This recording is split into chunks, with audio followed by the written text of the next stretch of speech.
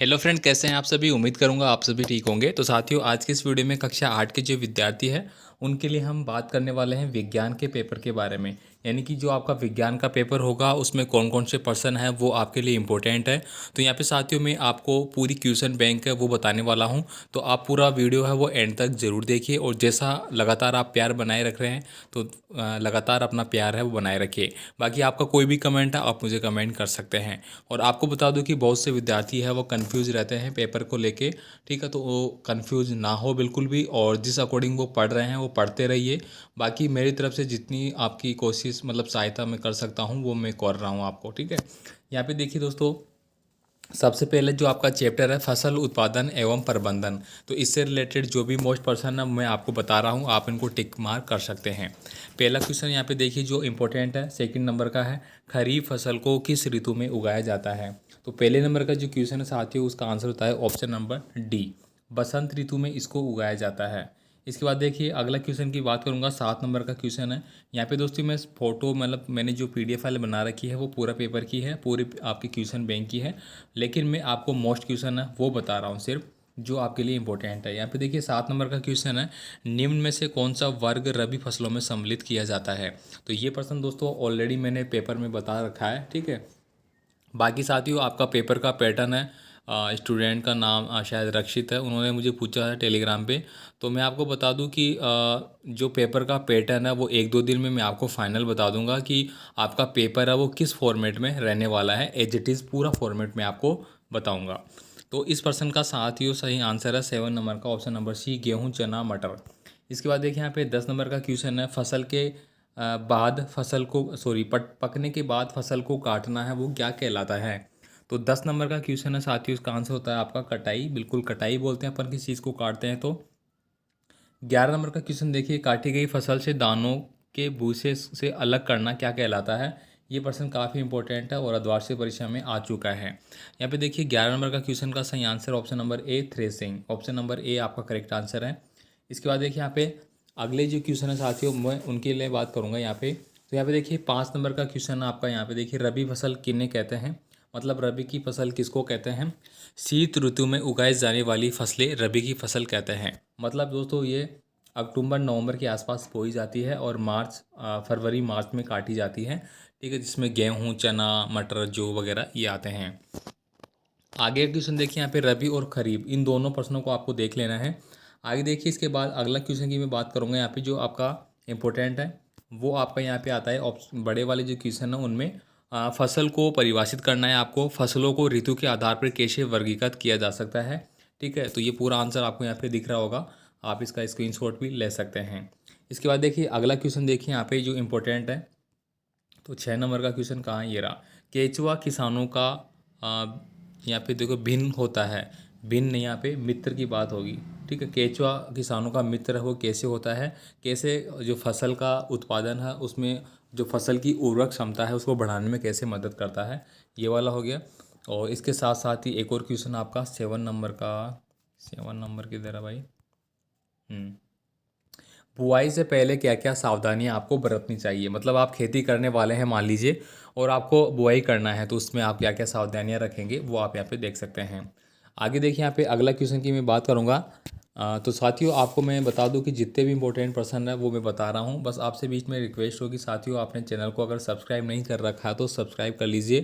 ठीक है, अब मैं यहाँ पे एक बात बता दूँ कि बहुत सारे विद्यार्थी है वो मतलब मैं बताता क्या हूँ और समझते क्या है। जैसा कि मैं अभी आपको क्वेश्चन पेपर बता रहा हूँ, जैसा कि मैंने आपको ऑलरेडी 5-5 सेट बता रखे हैं। ठीक है, अब वो क्या करेंगे, एक सेट है उसको पूरा पढ़ लेंगे। मतलब यार एक सेट को कैसे आप मान सकते हैं। ठीक है, आपको मतलब स्कूल में क्या कहीं पे भी आपको रियल मान लीजिए कि ये पर्सन है, तो ऐसा कोई नहीं कह सकता कि ये 100% आएगा। ठीक है, मैं आपको वो पर्सन बता रहा हूँ जो आपने पढ़ रखे हैं, आप खुद रियलाइज़ कर सकते हैं कि हाँ सर ये इंपॉर्टेंट पर्सन है। और अगर अपन लेसन को देखें कि जो पार्ट है वो किसके बारे में है, किसकी उपयोगिता के बारे में पूछा जा रहा है, उसके आधार पे बताया जाता है साथियों। पेपर बनाने वाला भी ऐसा थोड़ी हर कोई भी क्वेश्चन आपको दे देगा, वो भी सोचेगा पर्सन देने के लिए, तो आप थोड़ा सा समझ के पढ़िए। ठीक है, बाकी मैं आपको जो भी बता रहा हूँ वो मैं बहुत अच्छे से बता रहा हूँ, आप विश्वास करिए। बाकी आप एक ही पेपर को रटे ना बिल्कुल भी। तो आगे का क्वेश्चन की मैं बात करूँगा यहाँ पे जो अगला क्वेश्चन है। ठीक है, तो अगला क्वेश्चन यहाँ पे हम आगे करता हूँ मैं एक बार यहाँ पे। तो अगला क्वेश्चन दोस्तों यहाँ पे ऑप्शन हम ये 18 नंबर का, हम खेती में खरपतवार को क्यों हटाते हैं। तो खरपतवार का मतलब क्या हो गया कि जो एक्स्ट्रा चीज़ें उग जाती है खेती में तो उनको उठाने की क्या आवश्यकता पड़ती है। ठीक है, तो ये आपका हो चुका है यहाँ पे फर्स्ट चैप्टर। इसके बाद हम बात करेंगे सेकंड चैप्टर के बारे में। इनको तो आपको छोड़ देना है, ये से इम्पोर्टेंट नहीं है। इसके बाद देखिए सूक्ष्म जीव, मित्र और शत्रु, इसके बारे में यहाँ पे पूछा गया है। तो यहाँ पे देखिए सेकंड नंबर का क्वेश्चन है, ये मैंने ऑलरेडी आपको पेपर में बता भी रखा है। सूक्ष्म जीवों को मुख्यतः कितने भागों में बांटा गया है। तो इसमें दोस्तों 5 भागों में बांटा गया है। सेकंड सॉरी 5 भागों में नहीं, दूसरे नंबर का जो क्वेश्चन है उसमें 4 भागों में बांटा गया है। ऑप्शन नंबर ए होगा आपका। इसके बाद देखिए अगला क्वेश्चन है 6 नंबर का, चेचक के टीके की खोज है वो किसने की थी। ये भी आपका इंपॉर्टेंट है, आप इसको इंपॉर्टेंट करके रखिए। आगे देखिए दोस्तों यहाँ पे इसके आंसर की बात करें अपन 6 नंबर के क्वेश्चन की, तो वो ऑप्शन नंबर सी होता है आपका, एडवर्ड जेनर। आगे देखिए यहाँ पे 10 नंबर का क्वेश्चन है, मलेरिया किसके द्वारा होता है। तो ये भी मैंने दोस्तों पेपर में बता रखा है आपका क्वेश्चन। तो 10 नंबर में ऑप्शन नंबर सी हो जाएगा, प्रोटोजोआ। मलेरिया जो रोग है साथियों वो प्रोटोजोआ जनित एक प्रकार का ये रोग होता है। आगे देखिए यहाँ पे अगला क्वेश्चन है, यीस्ट के उत्पादन में लाभदायक है, ये मैंने बता रखा है। ठीक है, आप पढ़िए। 11 नंबर का क्वेश्चन है, इसमें आपका सही answer option number A, alcohol के अंदर। आगे देखिए यहाँ पे वायुमंडल में कितने प्रतिशत नाइट्रोजन है। तो ये तो ऑलरेडी मैंने बता रखा है, लगभग 78% है, ये आपका करेक्ट आंसर होता है। आगे देखिए यहाँ पे साथियों इसके बाद अगले क्वेश्चन की मैं बात करूँगा जो आपके लिए इंपॉर्टेंट है। साथियों अगर मैं चाहूँ तो पूरा किताब आपको बता सकता हूँ कि ये पढ़िए ये पढ़िए ये पढ़िए, उसमें क्या फ़ायदा है, वो तो आप खुद भी पढ़ सकते हैं। लेकिन मैं आपको जो इम्पोर्टेंट क्वेश्चन है वो मैं आपको बताऊँ, उसमें फ़ायदा है आपका भी। ठीक है, चलिए आगे देखता हूँ मैं यहाँ पे। ये क्वेश्चन है दोस्तों, इसको आप देख लीजिए 6 नंबर का, शैवाल के 2 उदाहरण आपको देने हैं। तो यहाँ पे दोनों के नाम आपको लिखे हुए हैं। ठीक है, आप इनका स्क्रीनशॉट ले सकते हैं। बाकी मैं पीडीएफ फाइल जितनी कोशिश होती है जितनी जल्दी मैं आपको देने की कोशिश करता हूँ। इसके बाद देखिए 21 नंबर का क्वेश्चन है, पौधों की 2 बीमारियों के नाम आपको लिखने हैं। गेहूँ के लिए रस्ट है और नींबू के लिए कैंकर है। ठीक है, आगे देखिए 24 नंबर का क्वेश्चन है, किण्वन की खोज किसने और कब की थी। तो लुई पास्कर ने किण्वन की खोज 1857 में की थी। 1857 का जो संग्राम है आज़ादी का, वो भी आपका चैप्टर है किसमें, एसएसटी में। एसएसटी में दोस्तों मैंने कुछ चैप्टर आपको बता दिए हैं, कुछ जो बाकी है मैं जल्दी कोशिश करूँगा आपको बताने की। चलिए आगे देखते हैं अपन, इंपॉर्टेंट क्वेश्चन है यहाँ पे। देखिए ये क्वेश्चन दोस्तों 100% मेरी तरफ से मेरी संभावना है ये प्रश्न आपके एग्जाम में जरूर आएगा इस पार्ट से। सूक्ष्म जीव क्या है और ये कितने प्रकार के होते हैं, इसको आप बहुत ही अच्छे से पढ़ना है आपको। ठीक है, वे जीव जिन्हें नंगी आंखों से नहीं देख सकते उन्हें सूक्ष्म जीव कहते हैं। ठीक है, तो बाकी इसका आंसर आपको यहाँ पे पूरा मिलता है। देखिए ज़्यादा बड़ा नहीं है, छोटा सा बस, मतलब छोटा क्वेश्चन। ये अबसद में भी हो सकता है, खालिस्तान में भी, रिक्त स्थान में भी हो सकता है, मिलान वाले में भी हो सकता है, सत्य सत्य वाले में भी हो सकता है। ठीक है, तो ये पैटर्न दोस्तों मैं आपको जल्द ही बताऊंगा। आगे देखिए यहाँ पे 5 नंबर का क्वेश्चन है, खाद्य परीक्षण के कुछ उपायों का वर्णन आपको करना है। तो यहाँ पे देखिए रासायनिक उपाय आपको दिया गया है, नमक द्वारा परीक्षण दिया गया है, चीनी द्वारा दिया गया है। ठीक है, तो ये आपका इंपॉर्टेंट हो गया। इसके बाद देखिए अगला क्वेश्चन आपका आता है 10 नंबर का, टीकाकरण क्या है, उन 2 बीमारियों के नाम लिखिए जिन्हें टीकाकरण द्वारा रोका जा सकता है। तो अभी हाल ही में आपने देखा होगा कोविड-19 का भी टीका लगा है, और छोटे बच्चे जब जन्म लेते हैं तो उनको टीका लगता है, उनकी माँ को टीका लगता है, पोलियो वगैरह की दवाई पिलाई जाती है। तो ऐसी चीज़ें आपको जनरली याद होनी चाहिए। विज्ञान का पेपर है तो विज्ञान का कुछ भी ऐसे इस टाइप का पूछा जा सकता है। ठीक है, चलिए आगे देखता हूँ मैं। इसके बाद देखिए आगे का क्वेश्चन है आपका, वापस में बड़े वाले क्वेश्चन में मैंने रिपीट किया है वही क्वेश्चन, सूक्ष्म जीवों वाला, कि वो हमारे मित्र कैसे मित्र भी होते हैं तथा शत्रु भी होते हैं। सेम पर्सन मैंने आपको पेपर सेट में ऑलरेडी बता रखा है। ठीक है, तो आप इसको पढ़ लेंगे अच्छे से। यहाँ पे देखिए, ठीक है, थोड़ा सा स्क्रीनशॉट ले सकते हैं आप इसका, थोड़ा क्या पूरा लीजिए, मैं थोड़ी देर यहाँ पे रुक रहा हूँ कहने का मतलब।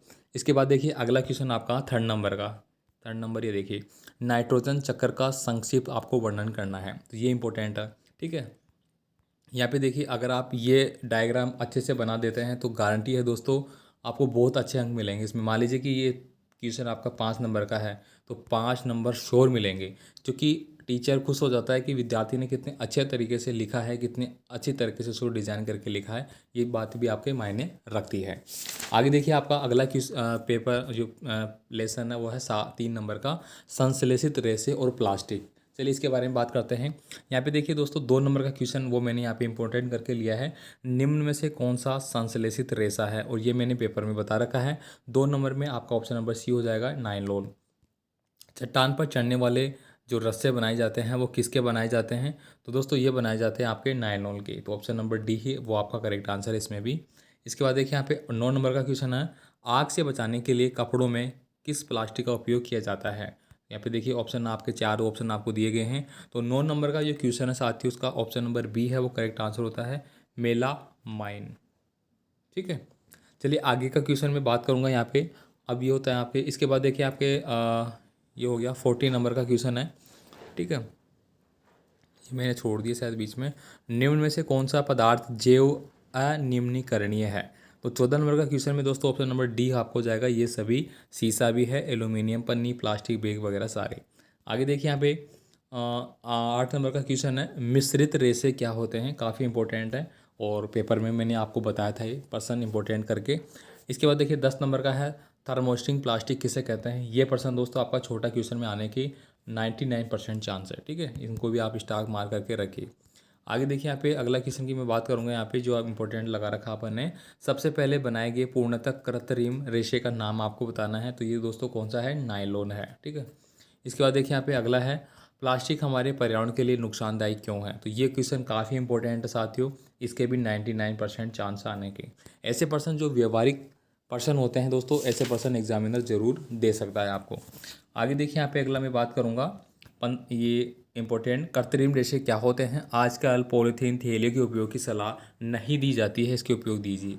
तो देखिए आजकल आपने देखा होगा प्लास्टिक बैन किया जा रहा है। ठीक है, तो इसके बारे में यहाँ पे ये आंसर दिया गया है। ठीक है, आगे देखिए इसके बाद नायलॉन 66 का एक पर्सन और इंक्लूड कर रखा है मैंने। यहाँ पे देखिए नायलॉन क्या है, इसके कुछ महत्वपूर्ण उपयोग लिखिए। दोस्तों आप जब 10th क्लास में जाओगे तो नायलॉन 66 एक बहुत महत्वपूर्ण करके होता है आपका टॉपिक में, वो भी आपके एग्जाम में। अभी तक जब तक मैंने देखा है, मैंने साइंस में देखा है, पढ़ा, तब ये क्वेश्चन ज़रूर पूछा जाता है। आगे देखिए यहाँ पे अगली मैं बात करूँगा जो आपका इंपॉर्टेंट क्वेश्चन है 15 नंबर का क्वेश्चन है। यहाँ पे देखिए, हमारे दैनिक जीवन में प्लास्टिक के क्या क्या उपयोग है? ठीक है, प्लास्टिक का पार्ट है, प्लास्टिक का चैप्टर है, प्लास्टिक का लेसन है, तो प्लास्टिक का पर्सन तो बनता ही है। इसके बाद देखिए स्वास्थ्य देखभाल उपयोग में प्लास्टिक के उपयोग लिखिए, मतलब प्लास्टिक का आप उपयोग कर रहे हैं तो आपके स्वास्थ्य पर उसका क्या प्रभाव पड़ सकता है, क्या कुछ वगैरह, ये आप देखना है। ठीक है, आगे देखेंगे अपन यहाँ पे 4 नंबर का पार्ट है दोस्तों, धातु और अधातु। इसको दोस्तों मैंने आपको ऑलरेडी, जब मैंने स्टार्टिंग में स्टार्ट किया था पढ़ाना, तब मैंने इसको ऑलरेडी एक पूरे चैप्टर को बताया था। ठीक है, यहाँ पे देखिए निम्न में से किस धातु को चाकू से काटा जाता है? तो सोडियम धातु को काटा जाता है। तो ऑप्शन नंबर ए ही आपका करेक्ट आंसर होता है। आगे देखिए धातु का वह गुण जिसके कारण उसे खींचकर तार बनाया जा सकता है। तो खींचने का क्या गुण होगा? आघात वर्धनता कहलाएगा वो। ठीक है, यहाँ पे देखिए किस पदार्थ को पतली शीट में पीटा जा सकता है? तो 5 नंबर का सही आंसर ऑप्शन नंबर ए, चांदी। आगे देखिए निम्न में से ऊष्मा का कुचालक कौन सा है? मतलब ऊष्मा जो होती है, एनर्जी होती है, उसका कुचालक कौन सा है? तो 8 नंबर में सही आंसर आपको होता है ऑप्शन नंबर डी, ये सभी, मतलब प्लास्टिक, लकड़ी, सूती कपड़ा, इनको अगर आप दोस्तों तार पे लपेटेंगे तो करंट आएगा क्या? मेरे को बताओ, नहीं आएगा ना। कभी लकड़ी लगाओगे आप तार को, कभी आप टच करते हैं तो लकड़ी से करते हैं, प्लास्टिक के दस्ताने पैर की करता है बिजली मैन वगैरह। तो इसमें इस बात को इंक्लूड किया गया है। आगे देखिए यहाँ पे अगला है, थर्मामीटर तापमापी में प्रयुक्त जो धातु है वो कौन सी है? तो दोस्तों थर्मामीटर में क्या यूज किया जाता है? ये तो आपको पता होगा, मरकरी यूज किया जाता है, जिसको अपन पारा भी बोलते हैं। ठीक है, और सामान्य जो रूम टेम्परेचर होता है उसमें ये द्रव अवस्था में पाया जाता है। ठीक है, चलिए आगे बात करते हैं अपन। 18 नंबर का क्वेश्चन भी इंक्लूड किया गया है मैंने, ये तो हो गया। इसके बाद देखिए अगला क्वेश्चन है, यहाँ पे देखिए आप कहेंगे कि ये क्वेश्चन नहीं बताए जा रहे, तो ये दोस्तों इंपॉर्टेंट नहीं है इतने। जो इंपॉर्टेंट लगता है, जो जिससे कि आपको पास होना है, अच्छे से टॉप करना है, वही बताना है ना, फालतू क्यों। यहाँ पे देखिए आघात वर्धनता क्या है? 2 उच्च आघात वर्धीय धातु के नाम आपको लिखना है। ठीक है, तो यहाँ पे आप लिख सकते हैं। इसके बाद देखिए अगला बात करूँगा मैं। तो दोस्तों आई होप आप सभी को अच्छा लग रहा होगा जो भी मैं पेपर आपको प्रोवाइड करा रहा हूँ। क्वेश्चन बैंक हो गया, बाकी कुछ स्टूडेंट पूछ रहे हैं कि डेस्क वर्क है वो कितनी इंपॉर्टेंट है। तो दोस्तों डेस्क वर्क में भी आपको पूरा पैटर्न है वो बताया जाता है। देखिए यहाँ पे धातु अधातु के बारे में पूछा गया है, इसको आपको देखना है। इसके बाद देखिए यहाँ पे अगला आता है आपका, नींबू के अचार को लोहे अथवा एल्यूमिनियम के पात्र में क्यों नहीं रखना चाहिए? इसका आंसर आपको दिया गया है, क्योंकि ये दोस्तों क्या होता है कि विषैले पदार्थ बना लेते हैं, रिएक्शन करते हैं, मतलब जो धातु होती है उससे रिएक्शन करते हैं और विषैले पदार्थ बनाते हैं। ये पर्सन दोस्तों आपको 100% देखना है। 100% इसकी मैं गारंटी नहीं लेता, लेकिन 100% कहूँगा ये पर्सन आने की पूरी 100% संभावना है। कौन सा? धातु और अधातु के रासायनिक गुणों में अंतर, धातु अधातु में अंतर, कोई भी 2 मान लीजिए आपका, ठीक है। चलिए आगे देखता हूँ। अगले देखिए 5 नंबर का क्वेश्चन है कोयला और पेट्रोलियम। यहाँ पे देखिए पहला है आपका मानवीय क्रियाकलापों से समाप्त न होने वाला प्राकृतिक जो संसाधन है वह कौन सा है, ठीक है। तो इसका जो answer option number D, second number का है वो आपका डी हो जाता है, सूर्य का प्रकाश। ये कभी ख़त्म नहीं होगा, अगर ये ख़त्म हो गया तो पृथ्वी खत्म हो जाएगी। सीएनजी का अभिप्राय क्या है, तो सीएनजी का अभिप्राय क्या है, इसको अपन हिंदी में क्या बोलते हैं, संपीड़ित प्राकृतिक गैस इस तरह से बोलते हैं, ठीक है। तो यहाँ पे देखिए 5 नंबर का जो आंसर है वो आपका ऑप्शन नंबर ए हो जाता है यहाँ पे, ठीक है, कंप्रेस्ड नेचुरल गैस। आगे देखिए अगला क्वेश्चन में बात करूँगा, यहाँ पे मैंने इंक्लूड कर रहा है 16 नंबर, खालिस्तान करके दिया गया है एक जीवाश्म ईंधन है। तो 16 नंबर से आपका सही हो जाएगा, कोयला एक जीवाश्म ईंधन होता है। यहाँ पे देखिए निम्न में से कौन सा सबसे कम प्रदूषक ईंधन है, तो 18 नंबर का सही answer option number D CNG. तभी तो आजकल सीएनजी यूज किया जाता है गाड़ी वगैरह में, ठीक है। इसके बाद देखिए ये हो चुका। यहाँ पे देखिए 14 नंबर का क्वेश्चन है, ड्राई क्लीनिंग शुष्क पदार्थों के लिए पेट्रोल के किस उत्पाद का उपयोग किया जाता है, तो पेट्रोल का। अरे यार ये कहाँ पे आ गया। नेक्स्ट क्वेश्चन देखिए, यहाँ पे विश्व का पहला तेल का कुआं तैयार किया गया था। तो ये इंपॉर्टेंट बनता है आपका, क्योंकि पेट्रोलियम कोयले की बात की गई है तो पूछा जा सकता है, ठीक है। तो इसका आंसर आपको यहाँ पे दिया गया है, देखिए, ठीक है। चलिए आगे बात करते हैं अपन। साथियों आपसे रिक्वेस्ट होगी, चैनल को सब्सक्राइब नहीं कर रखा तो प्लीज़ सब्सक्राइब कीजिए। और नेक्स्ट जो सेशन होगा इस बार तो आप 8वीं कक्षा से 9वीं कक्षा में चले जाएंगे, तो अगली बार जो भी विद्यार्थी होंगे आप उनको बता सकते हैं, सजेस्ट कर सकते हैं। उनके लिए मैं और भी बेटर एक एप्लीकेशन है वो बनाने वाला हूँ, ठीक है। एजुकेशन लाइन से बनेगी वो, और उसमें आपको पूरा मैटर मिलेगा, एज इट इज़ पूरा मैटर मिलेगा, ठीक है। कहीं पे आपको जाने की ज़रूरत नहीं है, पूरा एक एक PDF फाइल भी आपको वहाँ पे मिलेगी। यहाँ पे देखिए प्राकृतिक गैस क्या है, इसके लिए उपयोग आपको बताना है, ठीक है। चलिए आगे देखते हैं अपन। 10 नंबर का क्वेश्चन देखिए, वर्णन कीजिए मृत वनस्पति से कोयला किस प्रकार बनता है। ये साथियों ये क्वेश्चन मैंने आपको जो पेपर बताया था विज्ञान का उसमें ऑलरेडी मैंने बताया हुआ है, ठीक है। तो इसको आप अच्छे से देखना है कि पेट्रोल का निर्माण कैसे होता है इन चीज़ों से। आगे देखिए यहाँ पे आगे की बात करूँगा, यहाँ पे प्राकृतिक संसाधन, ये दोस्तों 99% आने की चांस है, ठीक है। प्राकृतिक संसाधन क्या है और ये कितने प्रकार के हैं, ठीक है, ये इंपॉर्टेंट हो गया आपका। इसके बाद देखिए अगला क्वेश्चन की बात करूँगा मैं, यहाँ पे ये चूरा हो जाता है। 7 नंबर का चैप्टर अपन देखेंगे यहाँ पे, पौधे एवं जंतुओं का संरक्षण। तो दोस्तों जो चैप्टर आपके रखे गए हैं बोर्ड में वही मैं आपको बता रहा हूँ, बाकी आपको छोड़ देना है, ठीक है। इसके बाद देखिए यहाँ पे ये तो विद्यार्थियों की यात्रा के बारे में हो गया, इसको छोड़िए। वनोन्मूलन का प्राकृतिक कारण क्या है, तो दोस्तों ऑप्शन नंबर ए आपका सही आंसर हो जाएगा, दावानल, ठीक है। सॉरी ए नहीं होगा, डी होगा यार, कन्फ्यूजन। ए और बी होगा। भीषण सूखा, मान लीजिए सूखा पड़ गया और दावानल हो गया, तो इस कंडीशन में वनोन्मूलन हो जाता है। आगे देखिए यहाँ पे पंचमुंडी जैव मंडल आरक्षित क्षेत्र का प्राणीजात नहीं है, तो कौन सा नहीं है। पंचमुंडी है दोस्तों, वह उत्तर प्रदेश में है मेरे ख्याल से। तो 5 नंबर में आपका सही आंसर है भालू। इसके बाद देखिए अगला क्वेश्चन, यहाँ पे इधर देखते हैं कोई है क्या, इधर नहीं है। कौन सा वन्य जीव संकटापन है, तो यहाँ पे उपयुक्त सभी आएंगे। देखिए काला हिरण राजस्थान में होता है और ये संकटापन है, मतलब इसकी जाति लुप्त होने के कगार पर है। सुनहरी बिल्ली भी है और हाथी भी है, हाथियों को भी मारा जाता है ना दांत के लिए। इसके बाद देखिए यहाँ पे ग्लोबल वार्मिंग के लिए जिम्मेदार जो गैस है वो कौन सी है, तो CO2 हो जाएगा, कार्बन डाइऑक्साइड, ठीक है। आगे देखिए यहाँ पे जैव विविधता किसे कहते हैं, तो दोस्तों इसका आंसर आपको यहाँ पे मिल रहा है, ये इंपॉर्टेंट है। इस चैप्टर की बात करें तो ये आपका इंपॉर्टेंट है। साथ ही साथ जैव वाला भी, जैव मंडल को आपको परिभाषित करना है कि जैव मंडल में क्या क्या होते हैं। यहाँ पे देखिए स्पीशीज किसे कहते हैं, ये प्रश्न ऑलरेडी मैंने आपका पेपर में इंक्लूड किया हुआ है, इसको आपको देख लेना है। यहाँ पे देखिए अब दोस्तों वीडियो देखो, इतने चैप्टर में इंक्लूड करूँगा, एक एक पर्सन आपको बता रहा हूँ इंपॉर्टेंट, तो वीडियो तो थोड़ा लॉन्ग बनेगा ही बनेगा ना। तो सर आपसे रिक्वेस्ट है कि आप थोड़ा सा देख लिया करो, मतलब एवरेज अगर मैं वीडियो डायरेक्शन देखूँ ना तो बहुत कम होते हैं, बहुत कम, मतलब 100 में से 5 विद्यार्थी है वो पूरा वीडियो देखते हैं। यहाँ पे देखिए जैव विविधता क्या है, ये इंपॉर्टेंट क्वेश्चन है, मैंने ऑलरेडी बताया आपको, ठीक है। स्टार मार्क करिए आप इसको। इसके बाद देखिए अगला बात करूँगा मैं यहाँ पे इंपॉर्टेंट करके, जैव मंडल से क्या आशय है, वही हो गया। जैव मंडल के बारे में आपका पूरा चैप्टर है, तो जैव मंडल से रिलेटेड आपका पर्सन है वो श्योर बनेगा, 100% बनेगा ही बनेगा। आगे देखिए यहाँ पे ये हो चुका है। इसमें देखिए जंतुओं में जनन, इसके बाद आपका जो चैप्टर आता है वो आता है जंतुओं में जनन। पहला क्वेश्चन देखिए, मानव मादा जनन तंत्र का भाग नहीं है, तो ऑप्शन नंबर सी हो जाएगा यहाँ पे, शुक्रवाहिनियाँ। शुक्रवाहिनियाँ किस में होती है, आदमियों में होती है, लड़कों में होती है। अलैंगिक जनन की विधि, अलैंगिक जनन की विधि की बात करें तो डी हो जाएगा, या फिर उपयुक्त सभी इसमें होती है। तीसरा देखिए, मनुष्य में मादा युग्मन क्या कहलाता है, तो मादा युग्मन क्या कहलाएगा दोस्तों, आपका अंडाणु। मतलब मादा का मतलब क्या हो गया, लड़कियाँ, लड़कियों में अंडा बनता है और लड़कों में शुक्राणु बनते हैं। आगे देखिए यहाँ पे प्रकनली शिशु का विकास होता है। तो प्रकनली शिशु का जो विकास है दोस्तों वह किस में होता है, तो 10 नंबर का क्वेश्चन में आप आंसर करेंगे, ऑप्शन नंबर ए हो जाएगा गर्भाशय में। ठीक है, आगे देखिए, इसके आप आगे पढ़ेंगे, अगर आपने पढ़ा होगा तो गर्भाशय में शिशु मतलब प्रकनल क्या है, प्रकनली शिशु कब है, 1900 शायद 1978 के आसपास, 75 76 के आसपास पहली बार हुआ था, ये सब आपने पढ़ा होगा। आगे देखिए अपन अलैंगिक प्रजनन के 2 उदाहरण आपको बताने हैं। तो ये क्वेश्चन दोस्तों छोटा क्वेश्चन में आपका 99% आने की संभावना है। ठीक है, यहाँ पे देखिए मुकुलन विधि द्वारा किन किन जीवों में जनन होता है, तो यीस्ट और हाइड्रो में होता है।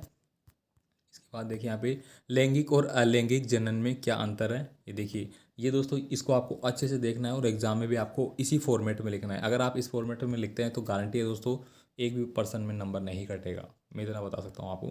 चलिए आगे देखते हैं अपन, ये हो गया यहाँ पे। इसके बाद देखिए यहाँ पे मादा जनन तंत्र का वर्णन कीजिए, ये इंपॉर्टेंट हो गया। इसके बाद देखिए यहाँ पे मैंने पिक इसी प्रकार से लिए कि 12 वाला चैप्टर है, 12 नंबर का, वो मैंने आपको नहीं बताया। इसके बाद 12 से लेके जो भी आपके चैप्टर है, ये घर्षण वाला है, मैं नेक्स्ट वीडियो में बताऊंगा, वीडियो लंबा भी हो रहा है। बाकी आप इन प्रश्नों को अच्छे से पढ़ लीजिए, तैयार की लीजिए। आपने ऑलरेडी पढ़ लिया होगा क्योंकि आपका एग्ज़ाम बहुत करीब है। ठीक है, और एक और भी इम्पोर्टेंट इन्फॉर्मेशन होगी जो मैं आपको बाद में दूंगा, अभी दे दूंगा तो शायद आप कन्फ्यूज़ हो जाओगे। ठीक है, तो चलिए दोस्तों मिलेंगे नई वीडियो के साथ, नए पेपर में, नए क्वेश्चन बैंक के साथ। धन्यवाद।